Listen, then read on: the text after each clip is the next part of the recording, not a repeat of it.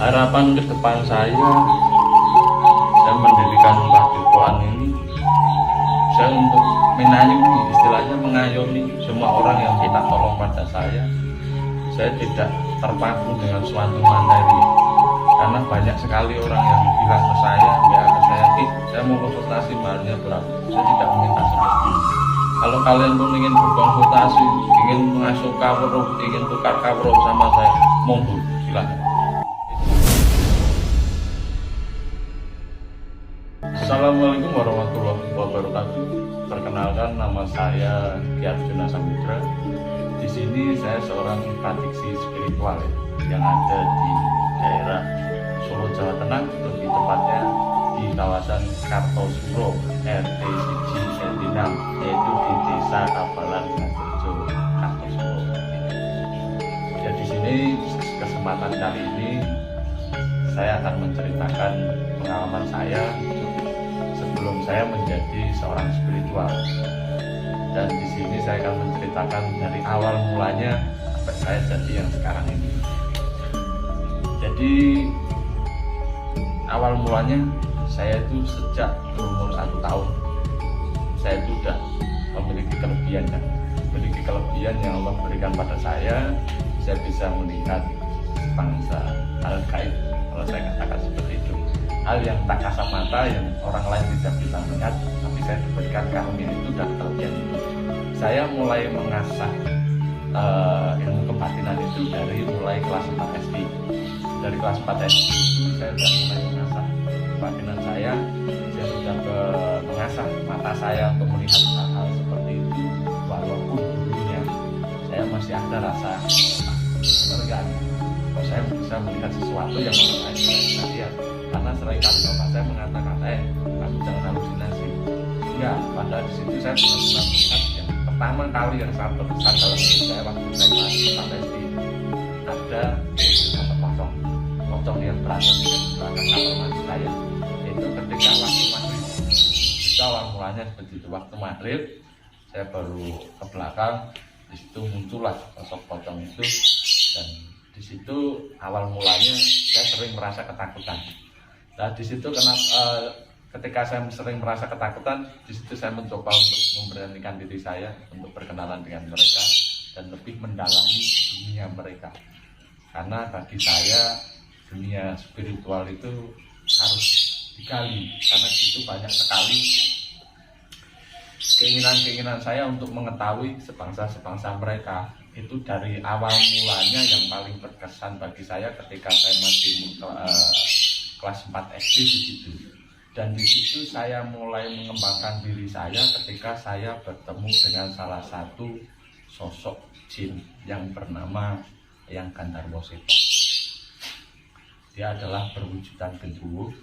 Di waktu kelas 5 SD, beliau bilang sama saya, "Ger, anakku, aku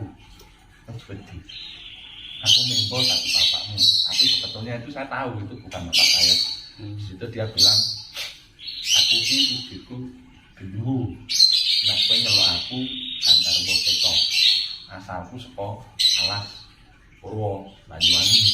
Dia mengatakan seperti itu. Dari beliaulah yang mengajarkan saya tentang pendalaman ilmu Jawen. Di situ semakin umur saya bertambah dan naik tingkat, saya mulai pengembangan diri. Di waktu umur saya masih 13 tahun. Masuk ke 14 tahun, saya di situ mulai mempelajari, mulai mendalami saat saya ada di Pondok Pesantren Manduwitan. Di situ saya waktu kelas 1 SMP, saya dituntun sama bapak saya diberitahu, "Ger, ayo tak kenal ke kami ibu." "Sinten Pak ibuku?" Waktu itu saya pergi dari pondok pesantren, saya berangkat ke Parangkusumo. Padahal di situ anak umur 14 tahun yang tidak tahu arah. Kita hanya mengikuti sebuah bisikan atau sebuah petunjuk yang diberikan oleh bapak saya. Saya di situ melakukan perjalanan sampai menuju di Parangtritis.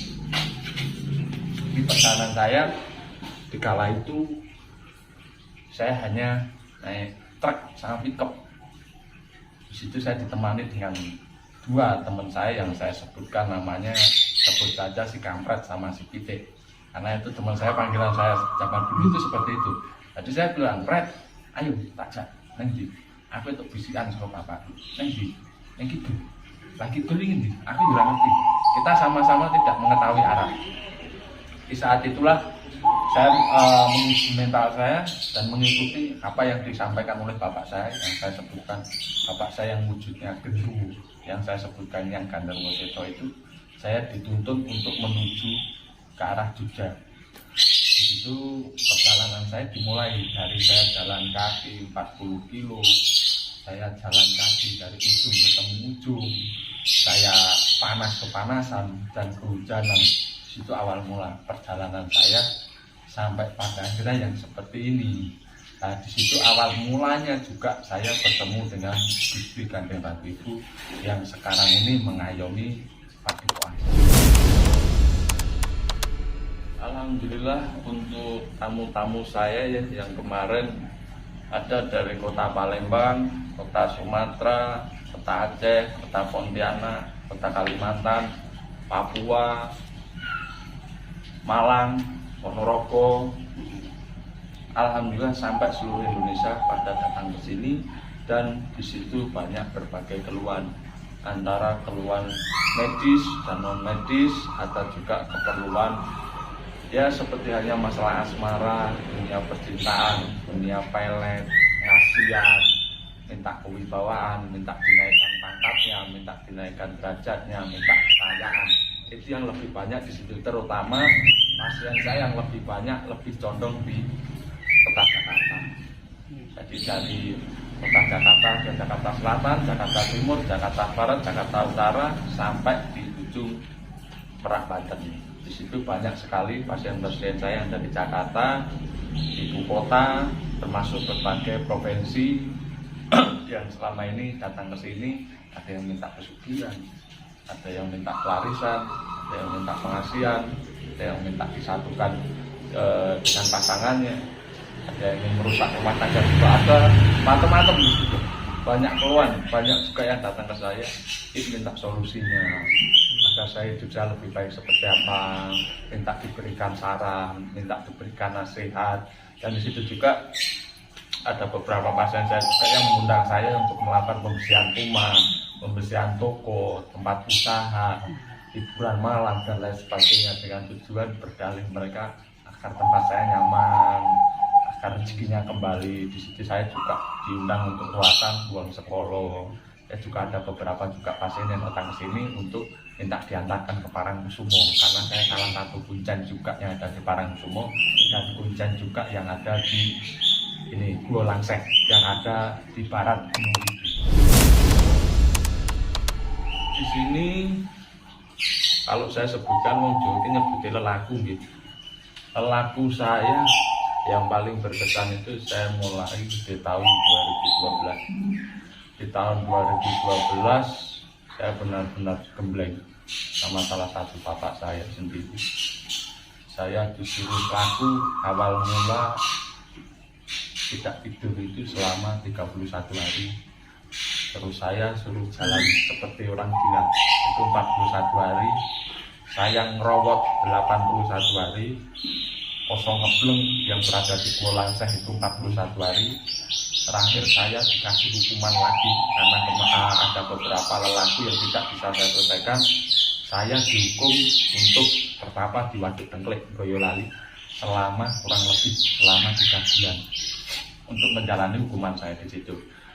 Belum selesai saya dihukum sampai di situ, saya disuruh nyebur di bantaran Kali Bengawan Solo, Kali Tempuran. Itu sama bapak saya diikat perut saya pakai tali jatuh. Saya ditarik di salah satu pohon. Di situ saya dikungkungkan selama 7 hari di Semarang untuk menembus lakon saya yang belum selesai. Saya menyerah, saya dapat hukuman itu. Dan waktu saya menjalani hukuman, saya bertemu dengan beberapa para leluhur saya, dan leluhur saya mengatakan pada saya hanya ada 2 pesan yang diberikan ke saya. Dan putraku, kowe arep dadi wong pinunjul apa arep dadi wong kamulyan? Nek kowe dadi wong kamulyan sugih duweni bondo kadunyan, nek kowe arep dadi wong pinunjul dadi wong sing pitulungan, tetulung karo wong padane urip. Kalau di sini yang saya juga mengatakan, nah kowe ngerokok, rokokmu ki sing sepo tanpa rasa. Ati lampisanmu ojo mudo rasa. Itu yang disampaikan dari leluhur saya.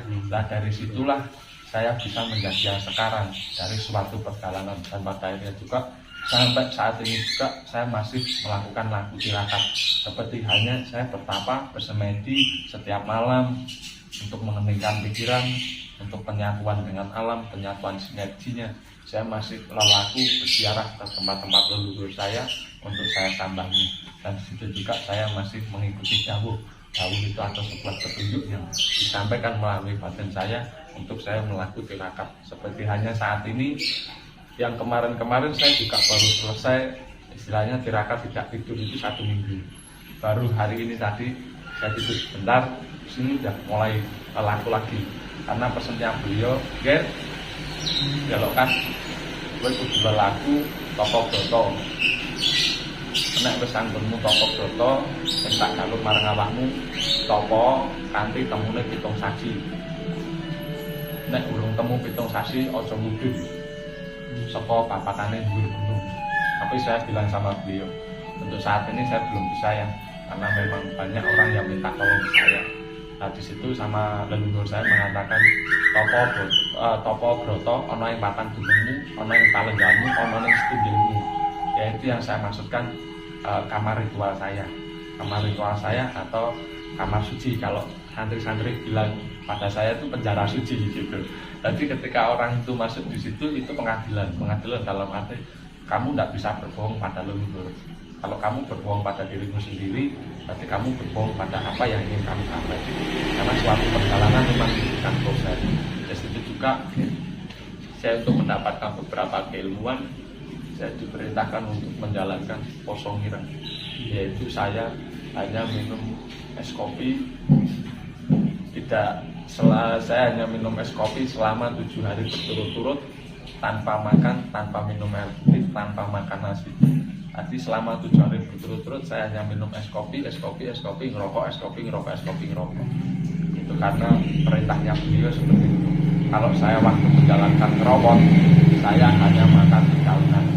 Saya tidak makan nasi sama sekali. Itu yang saya alami. Tapi sampainya di sini pun juga saya harus selalu mengasah spiritual saya, kebatinan saya, karena bagi saya spirit itu sebuah power, sebuah kekuatan. Di mana kekuatan itu muncul dalam diri kita bangkitkan dari bawah alam sadar kita, jadikan kekuatan itu power yang besar untuk kita maju. Jadi bahwa saya dalam dunia ilmu kejawen, spirit itu sebuah sumber kekuatan yang muncul dari daya pemikiran dan daya pengolahan rasa kita sendiri. Kalau saya katakan lagi, ilmu itu sebenarnya semuanya sama, hanya saja wadahnya yang berbeda. Ibarat wadah si A ini hanya 1 beras tampungannya, wadah si B ini mampu untuk menampung 1 gelas, wadah si C mampu untuk menampung 3 gelas. Dan disitulah proses tahapan keilmuan itu akan masuk dan menjiwai dalam tubuh kita. Di situ saya juga melakukan beberapa amalan-amalan doa seperti wirid, zikir, dan lain sebagainya. Itu tidak boleh dilupakan. Terutama kita harus melakukan ritual seperti hanya poso Senin Kemis, itu juga wajib bagi orang-orang sepuh spiritual. Dan di situ juga saya kalau dikatakan sampai saat ini, kalau kita tidur pasti selepas adzan subuh. Kita mulai bangun jam 7 atau kita bangun jam 8, jam 9, kita nggak tidur lagi sampai ketemunya subuh. Itulah lakonnya. Nah di sini saya kan berbagi pengalaman saya tentang dunia pesugihan. Saya sebagai jongki dunia pesugihan atau sebagai kuncen, itu saya sudah mulai itu dari tahun 2016. Yang kemarin viral itu kan pesugihan Blorong, dan saat proses saya pengambilan tali pocongnya. Kenapa saya bisa mendapatkan sedetail itu? Mungkin sudah ada di beberapa media yang menyatakan pesugihan Blorong itu dengan tata cara seperti ini yang baru viral kemarin. Nah di sini saya kan berbagi pengalaman. Kenapa saya bisa menceritakan sedetail itu? Karena saya langsung memanggilnya. Saya berhadapan langsung dengan Nyi Blorong, dan di situ saya menanyakan apa syarat ketika saya ingin melamarmu dan apa resiko yang akan ada seorang pelamar ini yang akan diterima. Nah, di situ kan saya berdiskusi juga dengan leluhur saya, apakah tindakan ini benar atau salah. Makanya di situ terkadang saya menekankan pada orang-orang, kalian jangan mencari kesucian. Kesucian itu bukan penyelesaian. Nah, di sini sebetulnya saya itu hanya ingin mematahkan ini, Mas. Mematahkan perkataan orang yang selama ini masih terngiang-ngiang di pikiran mereka yang mengatakan uang KFI itu ada. Uang KFI itu ada, bank KFI itu ada, dan mereka mempercayai suatu benda. Contoh gitu, ini suatu benda yang mereka percayai seakan benda ini memiliki kekuatan mistis atau black magic yang bisa kita proses untuk menggandakan uang, untuk menarik uang, mendomirkan uang. Sampai di situ banyak orang yang termakan oleh omongan itu. Nah, di sini saya akan mempertegaskan lagi. Kalau ada orang bertanya sama saya, Ki Arjuna, pesugihan itu ada? Ada. Uang gaib? Gak ada. Kalau adanya uang gaib, kenapa tuyul itu nggak ngambil di bank gaib? Kok ngambilnya di tempat manusia? Yang pernah saya katakan, gaib ini tidak mengenal uang. Gaib ini tidak mengenal uang, gaib itu hanya mengenal sesuatu yang berbahaya. Ibaratnya ini emas, kok ini berkilauan. Dari kilauan itulah yang membuat sebangsa jin ini merasa, wah bagus nih. Kalau ibaratnya orang, wah barangnya istimewa, saya ambil aja, saya mendapatkan itu. Kalau saya ceritakan tentang cara saya mendapatkan tali pocong itu, mungkin ini agak privacy ya, karena ini sifatnya agak bahaya kalau saya ungkapkan di publik gitu, Mas.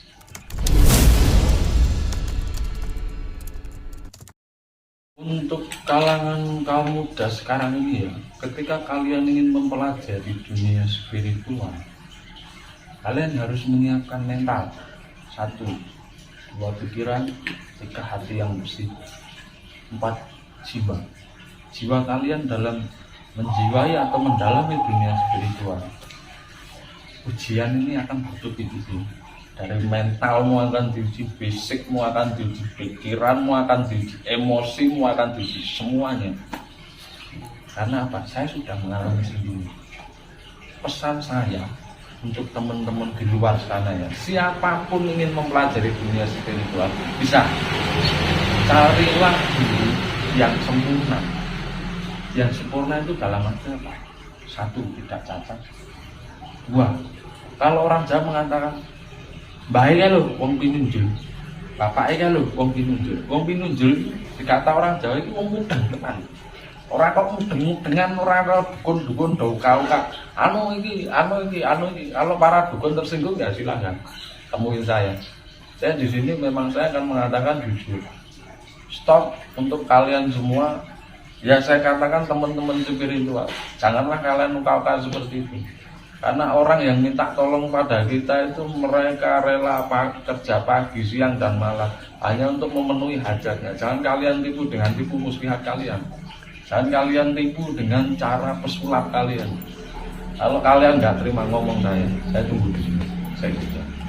Tujuan saya di situ. Saya hanya ingin mematahkan yang perkataan orang jari ini, nggak ada jari ini. Kita hidup ini nyata. Nah, pesan saya untuk teman-teman semua di kalangan muda, kita mendalami spiritual itu bukan berarti wah besok saya jadi dukun, saya jadi paranormal. Tidak. Menjalani spiritual ini lelaku ning urip, lelaku ning batinnya harus tak boning. Batin mungkin nyawi jine karo apa, nyawi jiaro setan, nyawi jiaro jin. Nek bahasa saya, setan orang bulit, jin orang gelap, jin orang nyawang bahasanya. Di sini untuk saya tekankan lagi untuk teman-teman di kalangan muda, kalian mendalami spiritual itu untuk menata diri kalian, untuk mempersiapkan diri kalian ketika kalian kembali berpulang pada Allah, apa yang akan kalian lakukan. Bukan berarti dalam mengasah dunia kebatinan, wah saya tidak bersih, saya tidak ini, tidak ada namanya orang betul-betul bersih, itu tidak ada. Yang bersih itu cuma Rasulullah, lainnya tidak ada. Pesan saya hanya itu. Tapi ada tapinya, boleh kalian menjalani, boleh kalian menerapkan, boleh kalian mempelajari, tapi jangan terbawa oleh nafsu atau keinginan atau ego yang tinggi. karena ketika kalian mengerti sejatinya spiritual itu kebangkitan power, ada kekuatan dalam diri kita untuk menemukan guru sejati kita sendiri, agar guru sejati kita menuntun kepada jalan yang benar, bukan menyimpang dari suatu perjalanan menuju jalan kesesatan. Ya, harapan ke depan saya mendirikan Padepokan ini, saya untuk menayungi, istilahnya mengayomi semua orang yang minta tolong pada saya. Saya tidak terpaku dengan suatu materi, karena banyak sekali orang yang bilang ke saya, ya ke saya mau konsultasi mahalnya berapa. Saya tidak meminta seperti itu. Kalau kalian pun ingin berkonsultasi, ingin mengasuh kawruh, ingin tukar kawruh sama saya, monggo silahkan. Itu harapan saya, monggo silahkan kalian datang ke sini. Dan harapan saya lagi hanya satu, saya hanya ingin mematahkan yang konon ceritanya, sing ini, sing kuwi, saya ingin mematahkan. Dan saya ingin memutus rantai-rantai oknum-oknum yang tidak bertanggung jawab dalam arti untuk teman-teman saya, ketika kalian sudah melihat web ini atau postingan ini, semoga kalian menyadari apa yang saya sampaikan, semoga nanti bermanfaat, bisa untuk kalian kaji lagi kebenarannya seperti apa. Silakan untuk teman-teman saya yang ingin datang kemari, monggo saya pindah. Terima kasih.